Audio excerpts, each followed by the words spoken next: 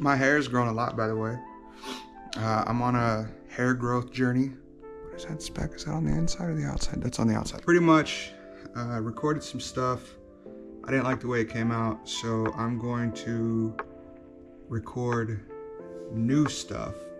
I'm working on getting my drones remote ID compliant. I probably look like a crazy person.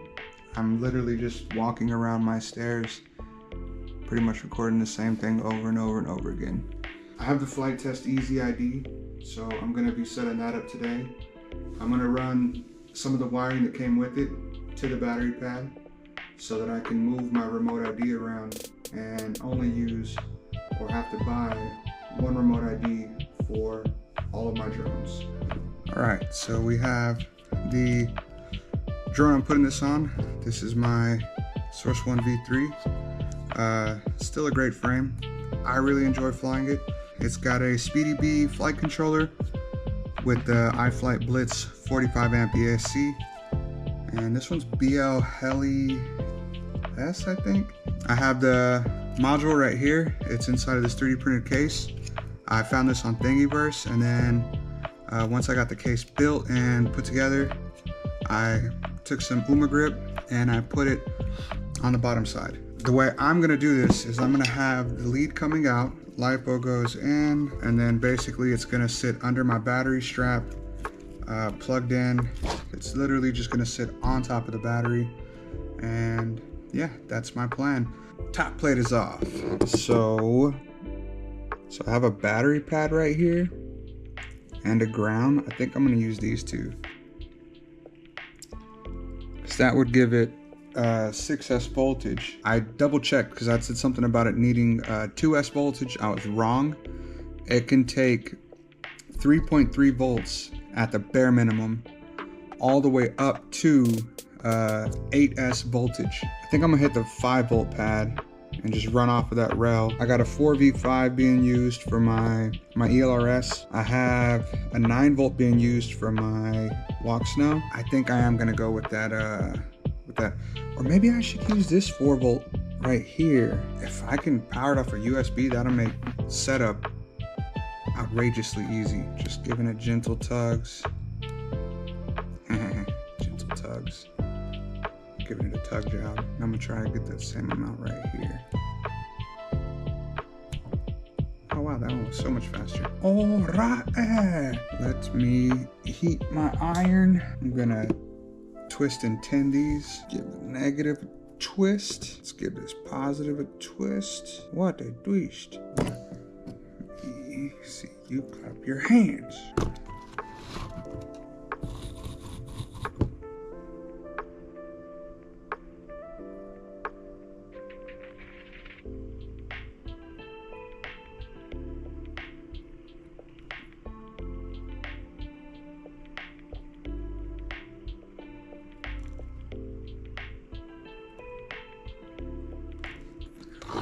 Got our negative wire tinned up and our positive wire tinned up. Let's go ahead and tin the pads we're gonna use. After further deliberation, I think I am gonna go with this 4-volt pad, the 4V5 pad, which the 4V5 just means that it can be powered off of USB power. So when you plug in your USB right there, all of your pads that say 4V5, like this one right here, that my fingernail is pointing at, all of these pads will be powered up. So you can draw power from those with that USB. So if you're trying to set up a receiver and make sure everything's soldered right, or if you're trying to do your modes or whatever the case may be, you can power it off of that 4V5. And you don't have to plug a LiPo in to do anything. I generally like to use a smaller tip for this kind of stuff, but I'm pretty sure I can get this done with these. I am using flux. I do like the no clean flux. It's really good stuff.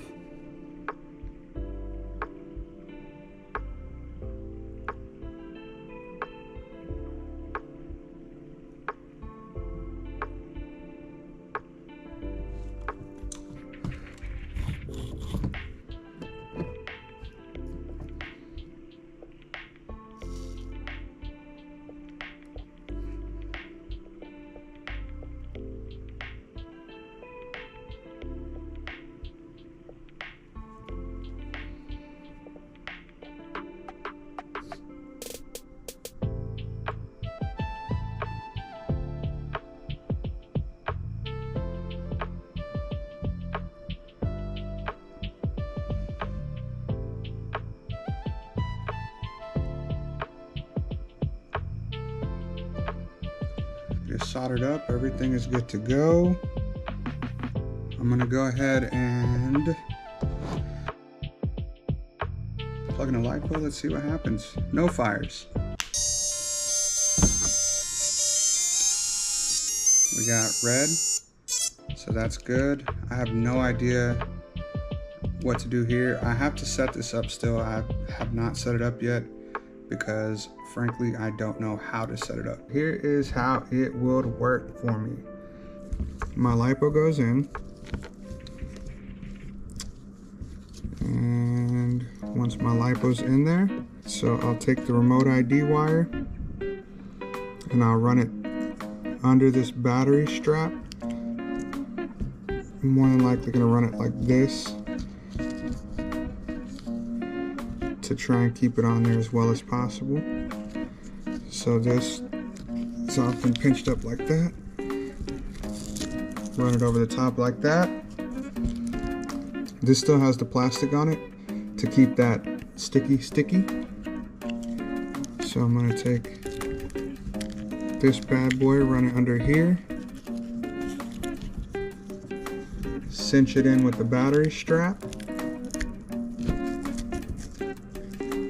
plug it in, bam, remote ID.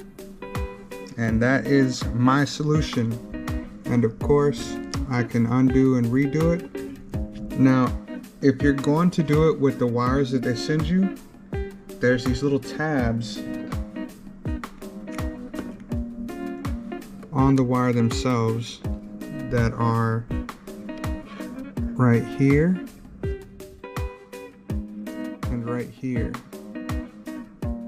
Cut these tabs off if you plan on using this for more, if you plan on using this module and you're gonna use these cords to connect them, because I didn't know that and it was a pain in the ass.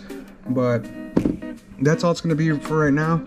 I just wanted to get my remote ID up and running.